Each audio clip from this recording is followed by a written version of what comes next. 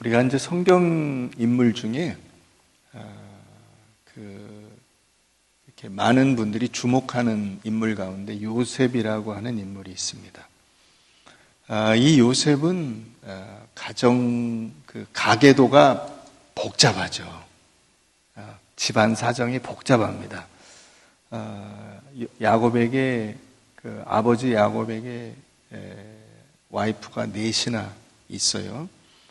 자기 친엄마한테서 자기하고 베냐민이 낳고 나머지 세 엄마들이라고 해야 될까요? 그 작은 엄마들이라고 해야 될까요? 그 엄마들한테서 10명의 형제들이 나서 12형제가 아웅다웅하고 사는 거죠. 그런데 아버지는 요셉을 끔찍이 편애를 합니다.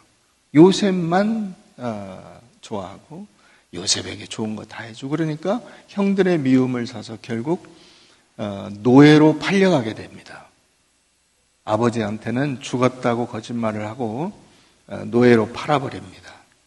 그래서 갑자기 이제 집안 식구들하고 생이별을 하고 노예로 끌려가서 고통스러운 삶을 살게 되죠. 노예로 끌려간 것도 한탄과 절망할 수밖에 없는 인생인데, 거기서 성폭행 미수범이라고 하는 누명을 쓰고 감옥에 들어가게 됩니다. 죽지 않은 게 다행이죠. 외국 출신 노예를 죽여도 뭐라고 할 사람이 아무도 없는 그런 상황인데, 감옥에 가둬서 목숨만 살려 준 것만 해도 어딥니까? 그런데 그 감옥에서 하나님의 기적적인 역사로, 요셉이 한 건 아무것도 없어요. 요셉이 꿈을 해몽했다. 그게 지가 한 겁니까? 하나님이 알려주신 거지. 그죠? 그러니까 하나님의 기적적인 역사로 지옥에서 천당으로, 그 죄수에서 그 한 나라의 제2인자로, 사실상 왕은 세습이니까 어떻게 할 수 없지만 일반인이 올라갈 수 있는 자리, 최고 높은 자리에 올라가게 됩니다.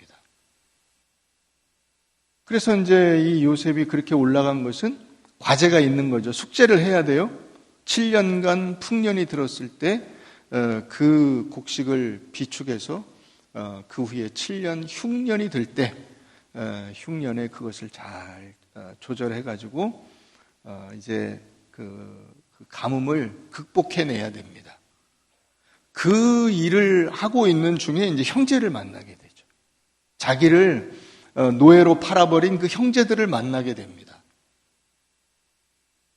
그런데 놀라운 것은 요셉이 이 고난을 겪으면서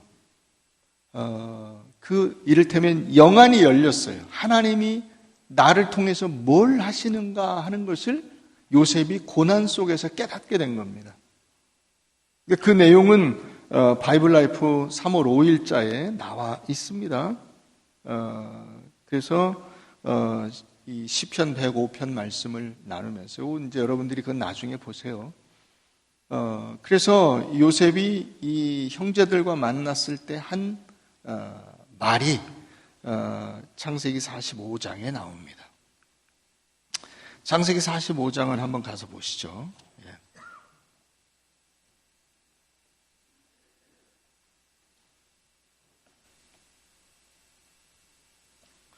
창세기 45장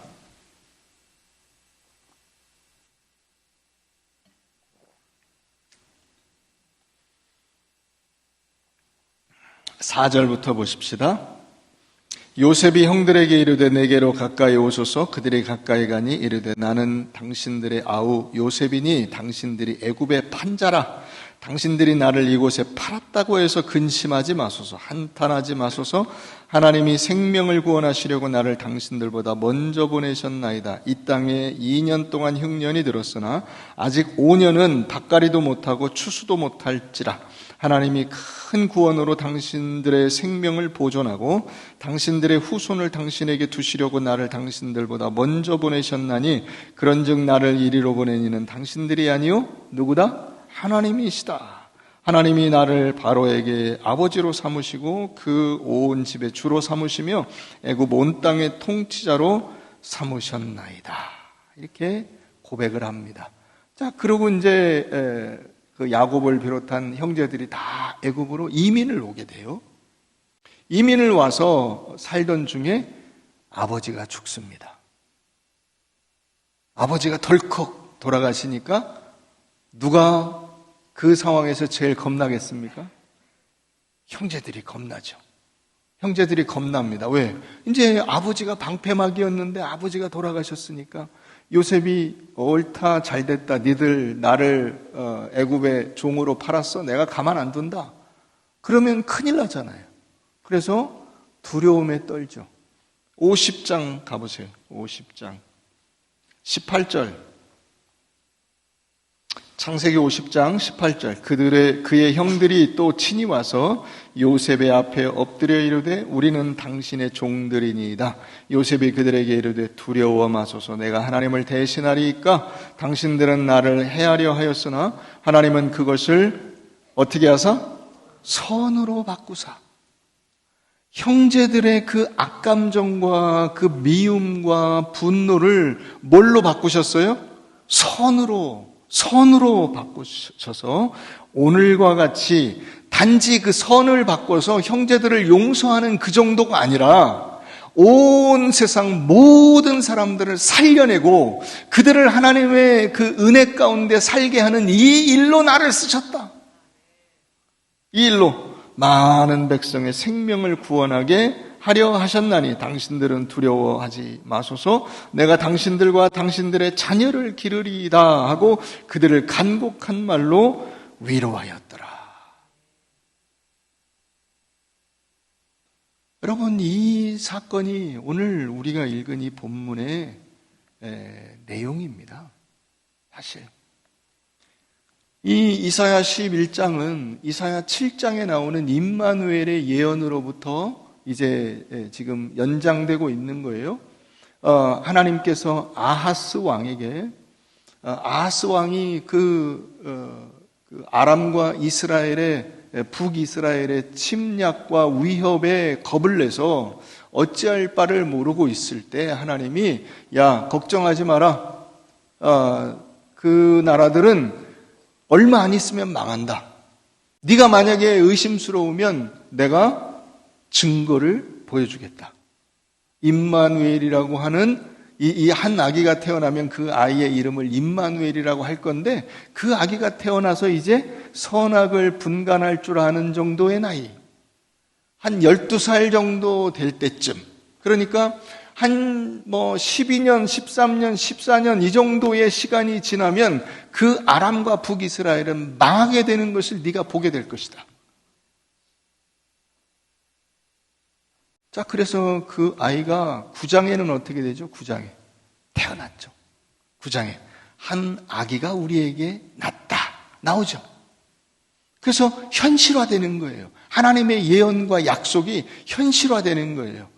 그래서 그때는 이 이사야의 예언이 주어졌을 때에는 예수 그리스도에게로까지 그것이 연결되지 않다가 자, 이 11장에 오면 드디어 예수님에게로 이 임마누엘이 연결이 되는 겁니다. 11장 1절 보세요. 오늘 본문 1절 이새의 줄기에서 한 싹이 나며 그 뿌리에서 한 가지가 나서 결실할 것이요 그의 위에 여호와의 영고 지혜와 총명의 영이요 모략과 재능의 영이요 지식과 여호와를 경외하는 영이 강림하시리니 그가 여호와를 경외함으로 즐거움을 삼을 것이며 그의 눈에 보이는 대로 심판하지 아니하며.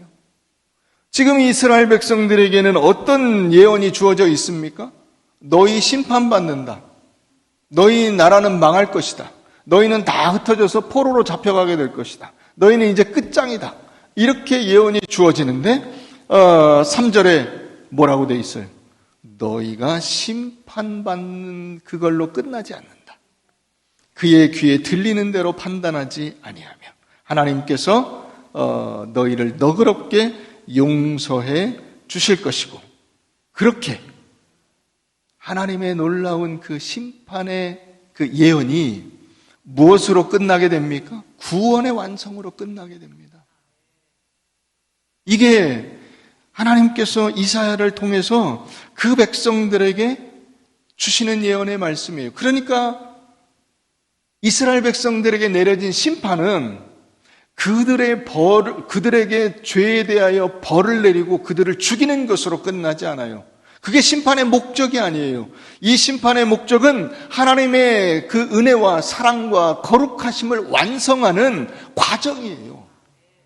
이를테면 도자기를 구울 때 도자기를 이제 거기에 유약을 바르고 거기에 가열을 해서 그것이 완벽한 도자기로 만들어지는 과정이 심판이에요.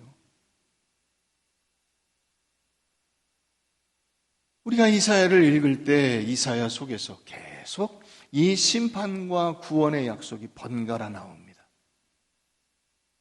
이 번갈아 나오는 이 말씀들을 가만히 보면 어떤 때는 끔찍한 심판의 예언이 주어져 있어요. 그걸 보고 깜짝 놀라게 됩니다.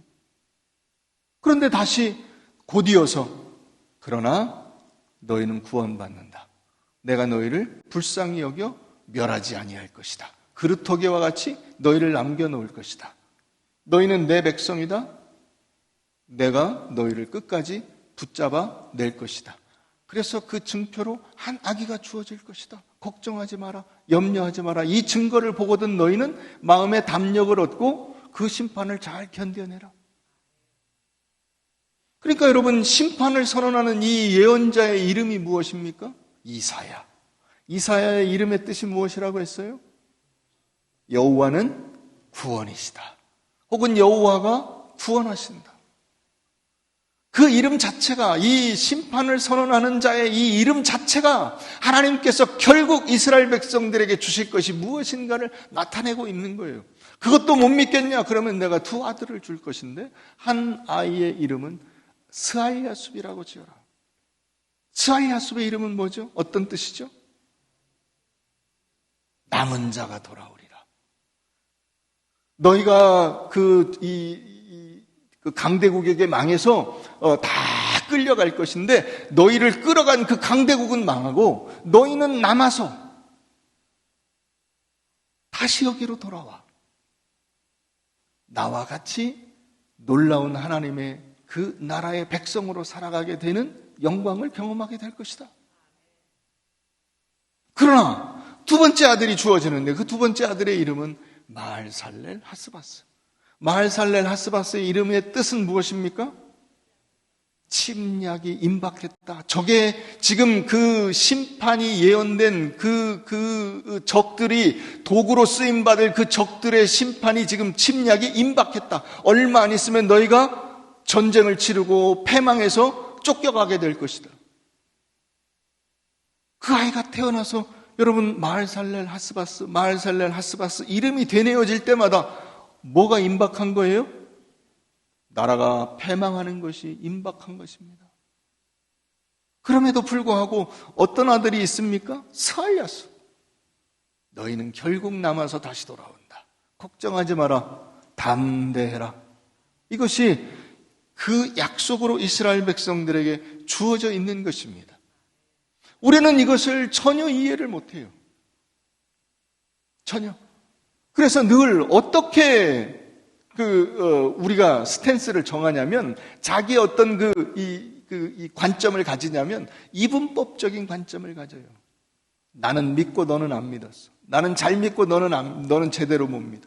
나는 옳고 너는 틀려. 이렇게 늘 갈라요. 편을 갈라요. 틀렸다 맞았다. 잘한다 못한다 이런 것으로 편을 갈라요. 저 사람은 예수를 잘 믿어, 이 사람은 예수를 못 믿어 이런 것으로 자꾸 이 중간을 쪼개버려요. 그러나 여러분, 이 모순같이 보이는 이 양편의 사람들이 다 하나님의 크신 은혜 가운데서 그것이 다 정리가 된다는 사실을 우린 요셉과 그 형제들을 통해서도 보게 되는 것입니다. 하나님께서 한 아들을 갑자기 노예로 팔려가게 하시고 그 노예로 붙잡혀간 그곳에서 고통과 고초를 겪게 하시고 정말 혼비백산할 수밖에 없는 상황 속에 몰아넣으시는데 그걸 통해서 그는 또 죄수에서 총리로 올라가게 됩니다. 여러분 이런 놀라운 은혜가 어디 있습니까? 그게 제 힘으로 한 겁니까? 아니죠. 여러분, 그게 구원이죠. 죄로 인해서 죽을 수밖에 없는 우리 인간을 하나님께서 불쌍히 여기시고 하나님의 자녀의 반열에 올려놓으시는 거예요. 이게 여러분 우리의 힘으로 되는 겁니까? 하나님의 은혜로 되는 거죠. 그것을 다른 표현으로 믿음으로 구원을 얻는다라고 말을 하는 것입니다. 반대로 형제들은 요셉을 팔았습니다. 아마 마음이 조마조마했을 것이고 처음에는, 그 다음에는 이제 아예 죽은 것으로 치고 살았을 겁니다. 다시 만날 일은 없을 것이라고 생각을 했을 겁니다. 근데 여러분, 그 팔아버린 동생을 어디서 만납니까? 총리 공관에서 만납니다. 깜짝 놀라죠. 그래서 죽을 줄 알았는데 죽지 않고 어떻게 됩니까? 그 동생 때문에 이민을 갑니다. 그 나라에. 이런 놀라운 은혜가 어디 있어요? 아버지 죽고 나서 자기들도 죽을까 걱정했는데 그런 게 아니라고 이야기합니다. 여러분, 그게 하나님께서 일하시는 방법이에요. 여러분, 학교에 가면 모범생이 있습니다. 모범생. 여러분들은 범생이셨습니까? 학교에 여러분 근데 범생이만 있어요? 아니죠. 날라리가 있죠. 그죠? 껌 좀 씹죠. 예, 면도칼 좀 씹고. 면도칼 씹어요. 예. 제가 고등학교 때 저 이제 서울에 어느 고등학교에 다녔는데 그 고등학교 진입로가 물론 학교 바로 앞에는 길이 있어요. 근데 큰 길에서 거기를 가려면 골목길을 가는 게 지름길이에요. 그 골목길이 좁아요. 한 이 정도밖에 안 돼요. 여기 이렇게 꼬불꼬불 해가지고 한 100m, 200m 이 정도 될까요? 이렇게 버스 정거장에서 내려가지고 안 그러면 이렇게 돌아가야 되니까 큰 길로 가려면 여기로 이렇게 가죠. 근데 제가 다니는 그 고등학교에 야간 여상이 있었어요. 야간 여상.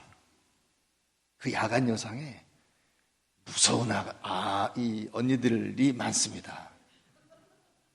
거기 중학교, 고등학교, 야간 여상 이렇게 3개 학교가 있는데 뭐 고등학생들이야 뭐 크게 털릴 일이 없지만은 중학생들은 밥이죠. 야간 여상 이게 노는 그 언니들이 야, 껌 좀 씹다가 골목길에서 거긴 뭐 어디 도망갈 데도 없어요. 야 일로 와봐 그러면은 잡혀가서 돈 뺏기고 얻어맞고 그런 거예요. 날라리가 있어야 모범생이 빛이 나죠. 그럼 교회도 마찬가지예요. 교회에 열심히 신앙생활하고 막 충성하고 헌신하고 이런 사람만 있습니까? 찔리죠?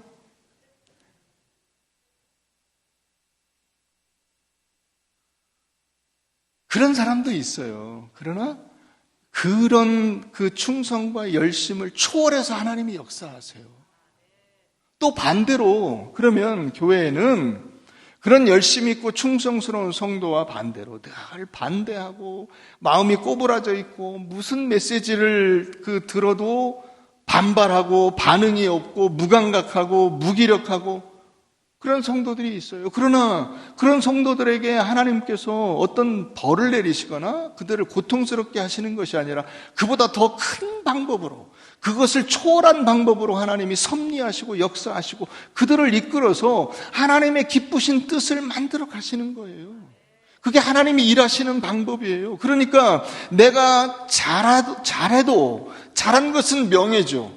하나님 앞에 영광이잖아요. 그것은. 하나님이 아이고 잘했다 훌륭하다 너 고생했지 그런 소리를 들으면 너무나 기쁘고 감사하죠. 그런데 못해도 그렇잖아요. 베드로가 여러분 수제자에서 그냥 하루아침에 예수님을 3번이나 부인하고 시골로 도망간 거 아니에요. 그래도 예수님이 쫓아오셔서 네가 나를 사랑하느냐 물으시고 예 제가 주님을 사랑합니다. 그래 그러면 다시 시작해보자. 다시 시작해보자 하잖아요. 다시 시작해보자. 여러분, 그래서 오늘 이 말씀이 새로운 시작이에요. 이 봄날에 우리가 여러분 무엇을 생각할 수 있겠어요? 다시 시작해야죠. 새로 하나님의 말씀을 붙들고 주님의 뜻대로 사는 그 삶을 다시 시작해야죠. 네가 나를 사랑하느냐? 예, 주님, 제가 주님을 사랑합니다. 그러냐? 그러면 우리 다시 한번 시작해보자.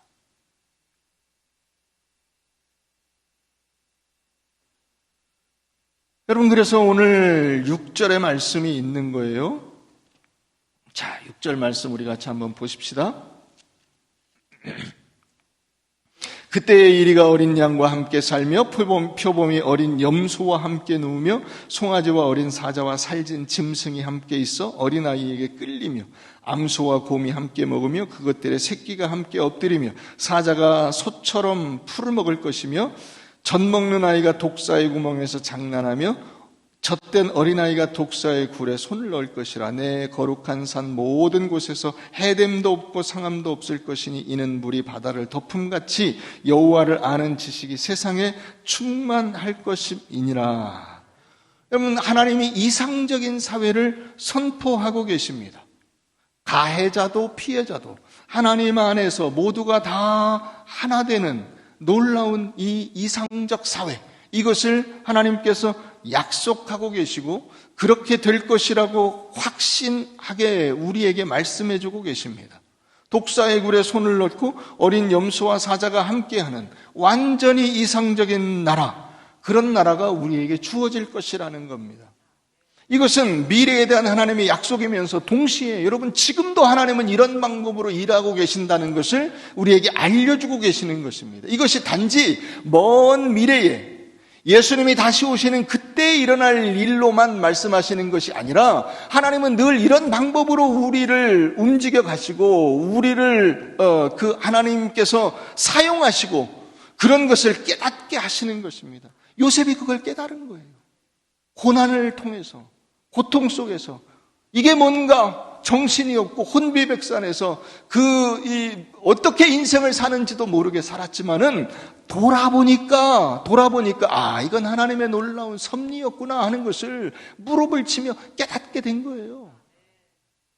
그래서 고백하는 겁니다. 내가 하나님을 대신하리이까. 자기가 산 인생은 아니라는 거죠. 그게 자기 인생이었지만은 이건 내 인생은 아니었습니다. 이건 하나님이 나를 계획하시고 이끄신 대로 나는 그냥 끌려간 것입니다.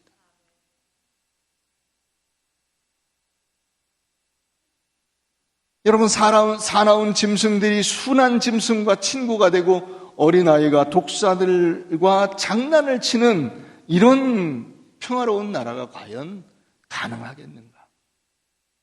우린 질문을 던져볼 수 있습니다. 그게 불가능하다는 그런 아마 여러분들 속에서 자기도 모르게 불가능하죠. 어떻게 그런 나라가 임하겠어요? 어떻게 그런 나라가 임하겠어요? 여러분, 그걸 예수님이 보여주신 겁니다. 예수님이 자기를 조롱하고 자기를 창으로 찌르는 그들을, 자기를 십자가에 못 박은 그들을 향해서 하나님, 저들을 용서해 주십시오. 저들은 자기들이 무엇을 하고 있는지를 모릅니다. 예수님이 그 삶을 보여주신 거예요. 그래서 우리로 하여금 그와 같은 삶으로 나올 수 있도록 초청하고 계신 것입니다.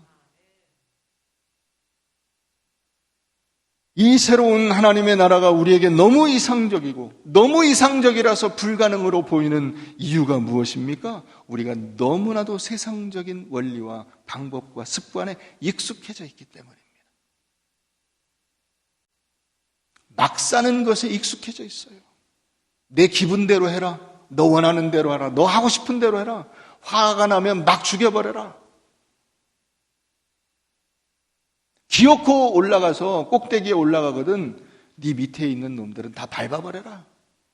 그게 세상의 원리예요. 그런 것에 익숙해서 살고 있는 우리들에게는 이렇게 이리와 어린아이가, 어린 양이, 갓난아기가 독사와 염소가 사자와 함께 어울려서 뒹구는 모습은 도저히 믿어지지가 않는 것이죠. 믿을 수가 없는 것입니다. 여러분, 그러나 여러분 곰곰이 생각해 보세요. 여러분들 앞에 이 선택이 있습니다. 약육강식의 세상 질서를 따라 사는 삶으로 가는 그 선택이 있고, 하나님의 나라의 원리로 살아가는 그 선택이 있어요. 여러분들은 어떤 선택을 하시겠습니까?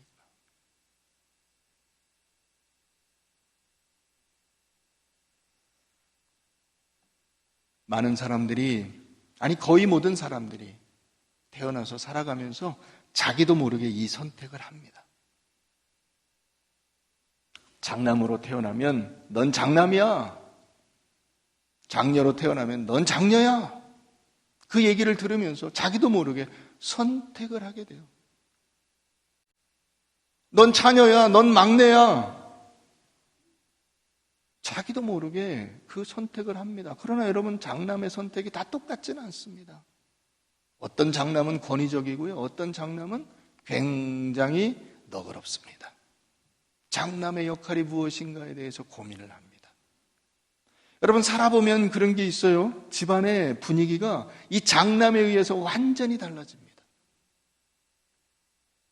장남이 어떻게 하느냐에 따라서 집안 형제들이 화목하게 같이 모여서 하하하 호호호 하면서 지내는 가정이 있고요, 완전히 등지고 서로 남남처럼 지내는 가정들이 있어요. 자기가 역할을 어떻게 하느냐에 따라서 달라지는 것입니다. 그와 똑같이 반대하고 발목 잡는 역할을 하고 악역을 하는 사람이 있습니다.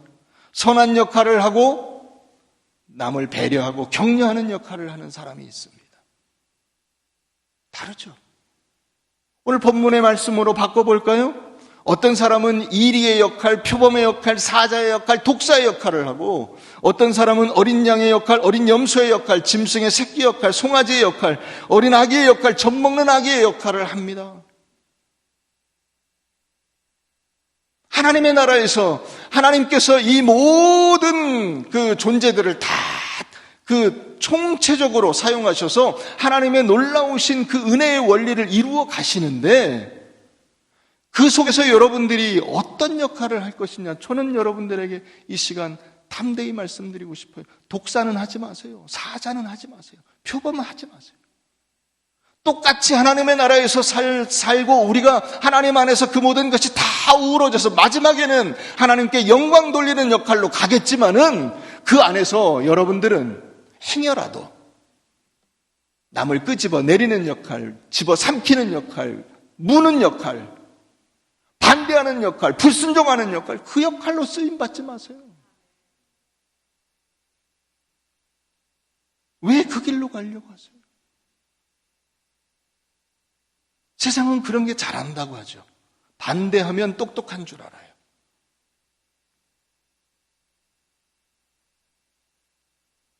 불순종하면 머리가 좋은 줄 알아요. 그건 세상의 원리예요. 죄악된 세상에서 살아가는 것은 그런 방법으로 살아가는 한 방법이 있어요. 그러나 그리스도인들은 그런 자리로 부름받지 않았습니다. 그런 자리로. 로마서 12장을 한번 가보겠습니다. 로마서 12장입니다.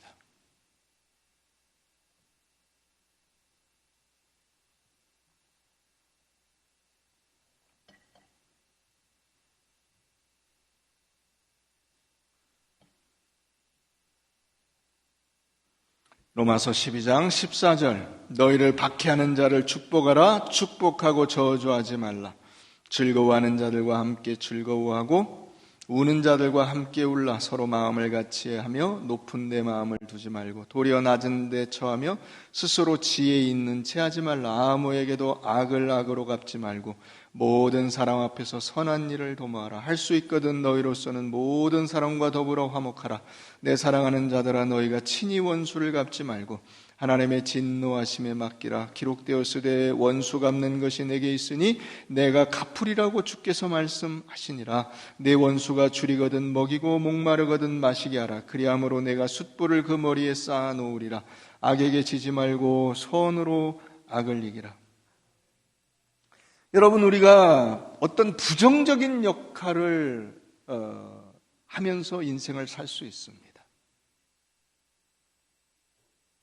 그러나 여러분, 그런 것으로 여러분들의 목표를 삼지 마세요. 그런 일이 여러분들의 인생에서 하나도 없을 수는 없어요. 그러나 그것이 주된 여러분들의 사명과 임무가 아닙니다. 여러분들은 여기 나오는 말씀과 같이 박해를 받아도 그 박해에 반발해서 가서 싸우는 역할을 하지 말고 어떻게 하라고요? 축복하라고 합니다. 같이 즐거워하고 함께 슬퍼하고 서로 마음을 같이하여 높은 데 마음을 두지 않고 겸손하게 낮은 자리에 서고 스스로 지혜 있는 체 하지 말고.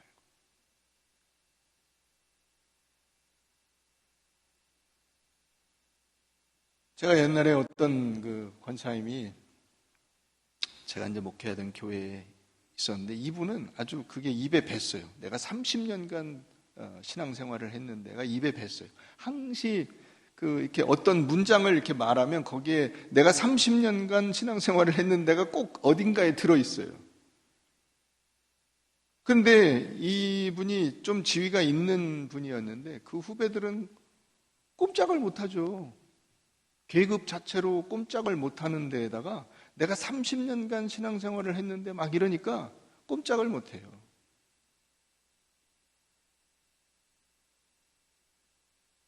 그래서 제가 30년간 신앙생활을 했으면 30년간 신앙생활한 표가 나야죠, 표가. 라고 말을 하려다 말았어요.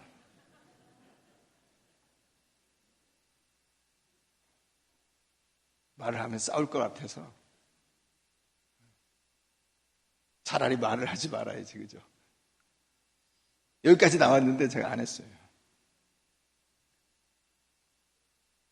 그쵸? 예수 잘 믿는다 그러면 오히려 입을 다물어야죠. 아무 소리 하지 말아야죠. 왜요? 생각해 보세요. 여러분 다 똑같은 여러분 성도잖아요.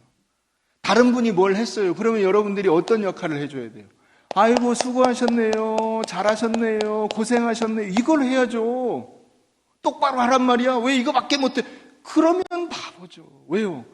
그분이 무슨 돈 받고 하는 일도 아니고 그렇잖아요. 무슨 새가족분이 뭐 차량 봉사니 뭘 어떤 일을 하더라도 다 여러분들과 똑같은 위치에서 한 거잖아요. 그러면 박수 쳐주고 격려하고 칭찬하고 고생하셨다, 수고하셨다 이걸 해야죠. 그걸 해야지. 아무도 안 알아주는데 이렇게 고생하시고 헌신하시고 열심히 하셔서 너무 보기에 좋습니다. 제가 도전이 됩니다. 이렇게 말씀하셔야지. 똑바로 하란 말이야. 이거밖에 못해? 내가 30년간 예수 믿었는데 내가 너처럼 못하는 애는 처음 봤어. 이러면 할 마음이 나겠어요? 그렇잖아요? 다 똑같은 입장이라는 걸 여러분들이 아셔야 돼요. 그게 일이, 표범, 사자, 독사 이런 역할을 하는 거예요. 그런 거 하지 마시라고. 그죠? 똑같이 예수 믿고 똑같이 하나님의 나라에 있는데 왜 굳이 독사 역할을 하고 사자 역할을 해요? 그런 역할을 할 필요가 없죠. 오히려 갓난아기, 어린 양, 어린 염소, 송아지 그런 역할을 해야지. 그걸 하나님이 기대하신다는 거 아니에요. 내 사랑하는 자들아 너희가 친히 원수를 갚지 말고 하나님의 진노하심에 맡기라. 하나님이 다 알고 계신다는 거예요. 하나님이 다 알고 계셔요. 여러분들이 거기에 대해서 손댈 필요가 없어. 내가 이렇게 해서 정의를 실현하리라. 아니, 그건 세상에서 하는 일이에요. 교회 안에는 정의 실현이라는 게 없어요, 교회는. 하나님의 은혜와 사랑만 있는 거예요. 그게 여러분 여기 독사와 사자와 이리와 이 표범이 아이들과 같이 어우러지는, 이제 더 이상 독사가 아니고 사자가 아닌 거잖아요. 그러니까 이기고 지는 게 다 아무것도 아닌 게 되는 거예요. 하나님의 나라에서는 옳다 그러다가 아무것도 아닌 게 되는 거예요. 승부가 나질 않아요. 승부가 날 수가 없죠. 하나님이 승리인데, 예수가 승리인데 더 이상 어떤 승리를 여러분들이 원하십니까? 무엇으로 승리라고 하실 거예요? 예수의 십자가가 승리인데, 그분의 부활이 승리인데, 우리에게 그 승리를 주셨는데 더 이상 여러분들이 무엇으로 나는 이겼다, 나는 승리했다를 이야기하실 수 있습니까?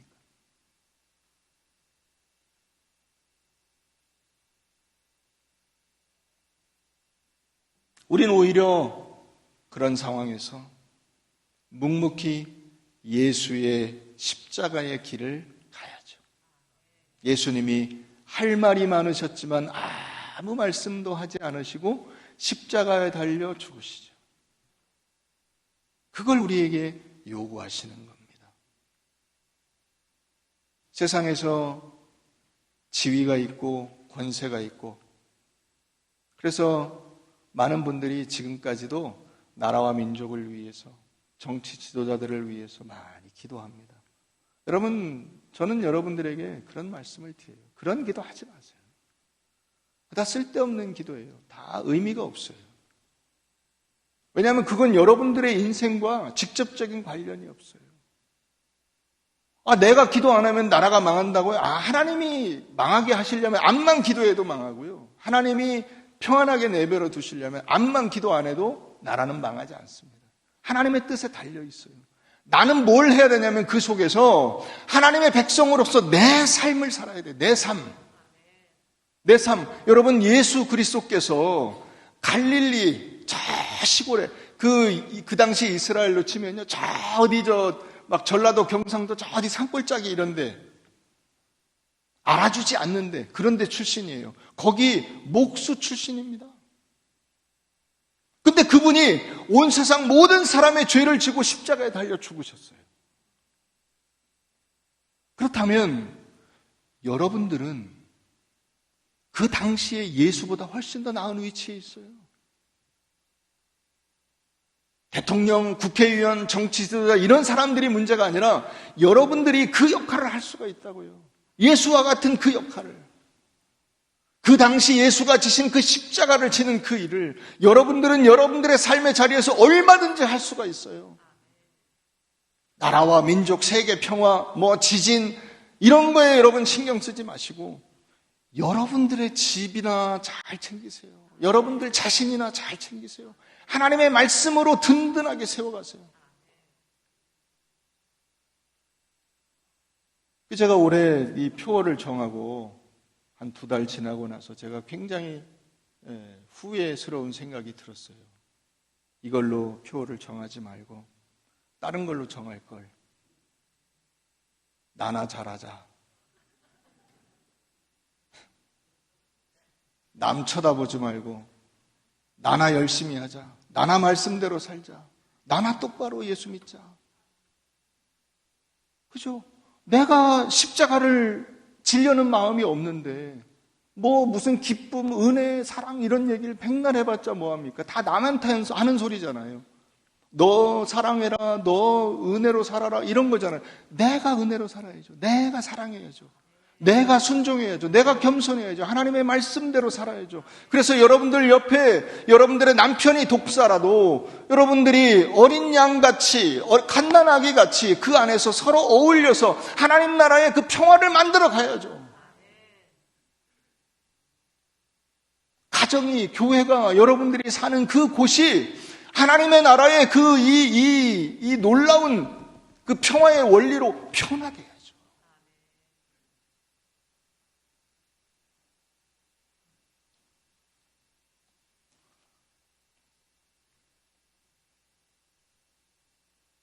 여러분들은 민족, 세계 평화, 국가, 전쟁, 그런 것을 걱정하실 필요가 없습니다. 그건 우리 소관이 아닙니다. 그건 하나님이 하실 일이고, 우리가 그런 것에 매이는 이유는 그런 것에, 그런 거대 담론에 여러분들의 신앙을 떠넘겨버리는 거예요. 책임을 떠넘겨버리는 겁니다. 내가 나라와 민족을 위해서 기도했으니까 나는 훌륭한 신앙인이라고 스스로 착각을 하는 거예요. 아닙니다. 신앙의 훌륭함은 그런 그 큰 주제를 가지고 기도하는 데 있는 게 아니라 자잘하고 보잘것없는 여러분들의 일상 속에서 여러분들이 갓난아기처럼 어린아기처럼 여러분 하나님의 말씀에 순종하고 여러분들에게 주신 그 사명을 감당하는 데 있는 거예요. 그거를 안 하고서는 그 어떤 것으로도 하나님으로부터 잘했다, 착하고 충성된 종아라는 칭찬을 받을 수가 없어요.